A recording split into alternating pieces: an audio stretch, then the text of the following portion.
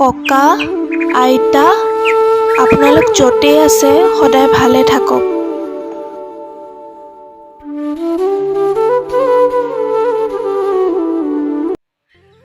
নমস্কাৰ বন্ধু বান্ধৱীসকল, স্বাগতম জনাইছোঁ মোৰ অন্য এটা ভিডিঅ'লৈ। আজি ৰাতিপুৱাতে গা পা ধুই এনেদৰে গামোচা চামোচা লৈ ভিডিঅ'টো আৰম্ভ কৰিছোঁ। মানে আজি ঘৰতে অকণমান নিয়ম আছে। আচলতে আমাৰ ককা আৰু আইতাৰ আজি মৃতকৰ তিথি পৰিছে, চ' ঘৰতে অকণমান নিয়ম কৰিছে আৰু লগতে মই ওচৰৰ মন্দিৰ ভাগলৈও যাম চাকি এগছ দিবলৈ। চ' আপোনালোকক ভিডিঅ'টোত দেখাই থাকিম। আৰু ককা আৰু আইতা য'তেই আছে তেওঁলোকে আমাক সদায় আশীৰ্বাদ কৰক ভালদৰে আগুৱাই যাবলৈ, আৰু তেওঁলোকো য'তেই আছে ভালে থাকক কুশলে থাকক তাৰে কামনা কৰি আজি ভিডিঅ'টো আৰম্ভ কৰিছোঁ। তাতে ভিডিঅ'টো চাই যাব আপোনালোকে। এইফালে আমাৰ ঘৰতো অকণমান সৰুকৈ নিয়ম কৰিছে, যিহেতু বৰ্তাহঁতৰ ঘৰতো ৰাতিকৈ নিয়ম কৰিব। চ' ভিডিঅ'টো আপোনালোকে চাই থাকিব শেষলৈকে।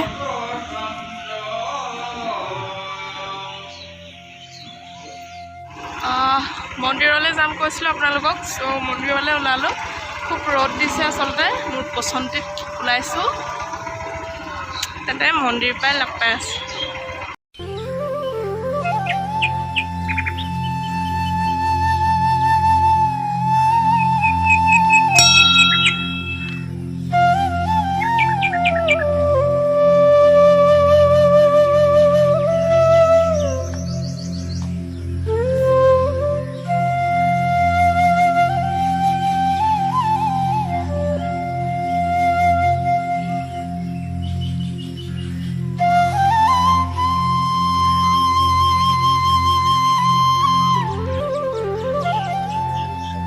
মন্দিৰৰ পৰা আহি কামৰ মাজত ব্যস্ত হৈ পৰিলোঁ, সেইবাবে ভিডিঅ' বনাবলৈ সময়েই নহ'ল। এতিয়া ভিডিঅ'টো একেবাৰে গধূলি আৰম্ভ কৰিছোঁ বৰ্তাৰ ঘৰত। তেন্তে চাই যাব ভিডিঅ'টো।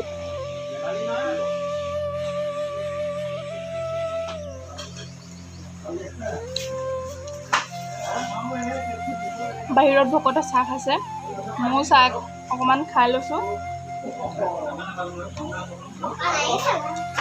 ভোক লাগিছে, দিনত আজি ভাত খোৱা নাই যিহেতু, সেইকাৰণে চাহ অকণ খাই লৈছোঁ।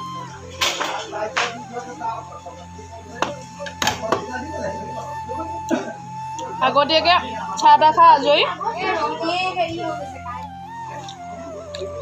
আমাৰ বৌ এজনী ভিডিঅ' বনাই তুমি চাহ খাইছা? মই চাহ খাইছোঁ। মেইন এখন খাই লওঁ, আমাৰ পোৱালিটো তামোল নাখায়।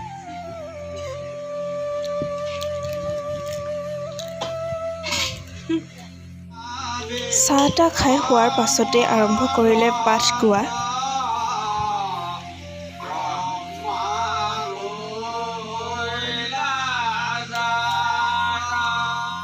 তামোল খাই পূৰা ৰঙা, গাঁৱলীয়া মানুহ তামোল এখন নোখোৱাকৈ থাকিব নোৱাৰোঁ। একদম ধুনীয়াকৈ তামোল এখন মস্তিকৈ ভৰাই ল'লোঁ মুখত। এইফালে আমাৰ পোৱালিটো আহি মাজতে ওলাই দিহি ধুমকেতুৰ দৰে। হয় ধুমকেতু এনেকৈ নেমাৰা ধত। এইফালে আমাৰ জেঠুৱেও চব্জি বনাবলৈ আৰম্ভ কৰিলে, যিহেতু বৌঘৰত চিৰা ভাজি খুৱাব, সেয়ে চব্জি বনাবলৈ আৰম্ভ কৰিছে। আৰু